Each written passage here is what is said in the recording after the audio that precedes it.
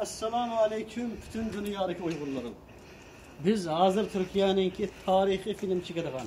Kuruluş Artuğul, Diriliş Osman, Diriliş Artuğul, Kuruluş Osman diye filmin şekli yer kırındaşlar. Bütün Uygurlarla inşallah bu yani birle ziyaret kılımız. Bana şu yani şu çağdaki Osmanlı'nınki, Ademlerininki yani Müslümanların yaşı var biri. Bana bu kayanın bayrakı, Artuğul vaktindeki bayraklar hiç inanılmadı kırındaşlarımız. Mana bu şu zamandaki şehirden altı, mana bu zamandaki bir şey kırındaşlar. Hala yaşayıp ötüp 600 yıl. Şimdi kırındaşlarımız. Maşallah. Yaxşı bir qarama qırındaşlar. Bizning vatanimizdagi qadimki binolarga bek o'xshaydi. Şu Kucha xonadonligi vaqtidagi Kuchadagi Yakan xonadonligi Yakan Qashqarning eski burun qurilishlarga ajoyib o'xshaydi. Chunki bizning Qaraxonli davlatimiz bo'lmagan bo'lsa, Selçuklu bo'lmaydi, Osmanlı bo'lmaydi. Bu davlatlarningki bosh ulini saygan millat, ya'ni Uyg'ur Türklar qarindoshlar.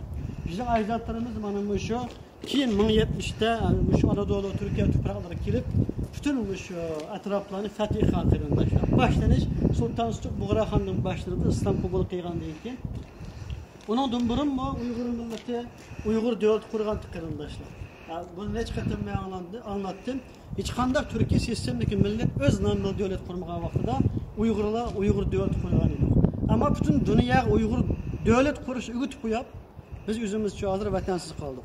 Şuna bizning birinchilab qildigan ishimiz vatan qurish olsun qarindoshlar. Vatanni qarindoshlarni qutqizish olsun qarindoshlar. Özgürlük mücadelesi olsun qarindoshlar. İnşallah. Billahi aylanib chiqaylik qarindoshlar. Kimlar? Nasib Allah. Maşallah. Yani bayrak ısıtlar uşak ketipti. Mana bizning vatandagi Armanın chaqilları var qarindoshlar. Denimizga o'xshaydi.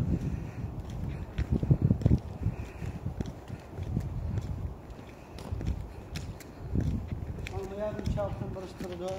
Memnun mu şu vatanda mende kadimi yadikarlık limanı yığıp qiygan bir mezgil nurg'un pulum ketken. Hazır nerede kaldı bilmeyen istedim.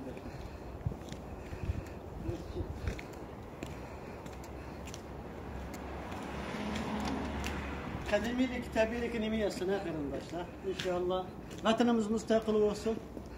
Bunun neyin hoş kinonu biz işleyemiz inşallah.